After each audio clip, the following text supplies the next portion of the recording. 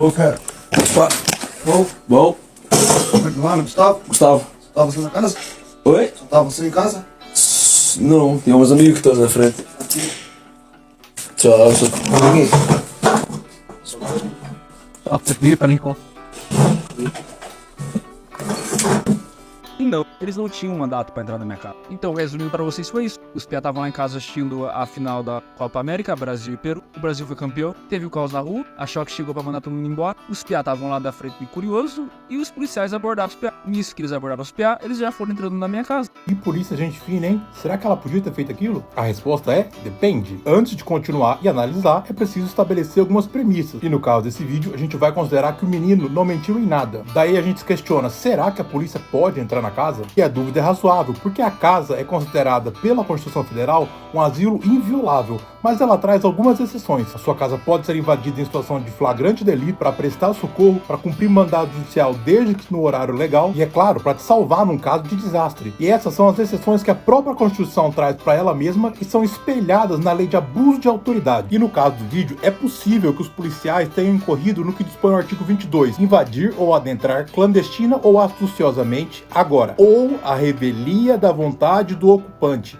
imóvel alheio ou suas dependências, que é o caso. E esse mesmo artigo traz as exceções nas partes de baixo. Os artigos de lei têm parágrafos, incisos, alíneas, mas o topo ele é chamado de caput, esse início. E isso é importante porque o parágrafo 1º do artigo 22 diz que incorre na mesma pena, nessa aqui de cima, na forma prevista no caput desse artigo, ou seja, aqui nessa parte de cima, quem? Aí ele traz as hipóteses nos incisos, ou seja, incorre nessa mesma pena quem coage alguém mediante violência ou grave ameaça a franquear-lhe o acesso a imóvel ou suas dependências. Ou seja, quando força a entrada na casa, a entrada tem que ser espontânea, que é uma das hipóteses que o asilo deixa de ser inviolável. E o inciso 3 incorre na mesma pena quem cumpre mandado de busca e apreensão domiciliar após as 9 horas ou antes das 5. Ou seja, o horário de cumprir mandado é depois das 5 da manhã e antes das 9 da noite. E além disso, o parágrafo 2º, ele sintetiza tudo quando ele diz que não haverá crime se o ingresso for para prestar socorro, primeira hipótese, quando houver fundados indícios, ou seja, fundada suspeita, que indiquem a necessidade de ingresso em razão da situação de flagrante delito, outra hipótese, ou de desastre, terceira hipótese.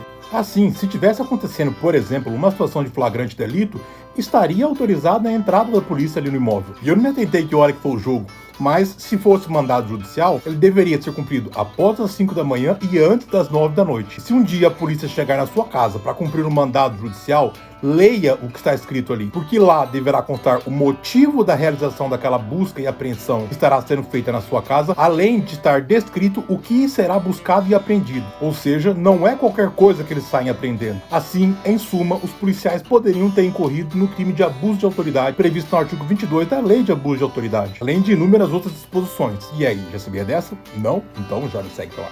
Abraço.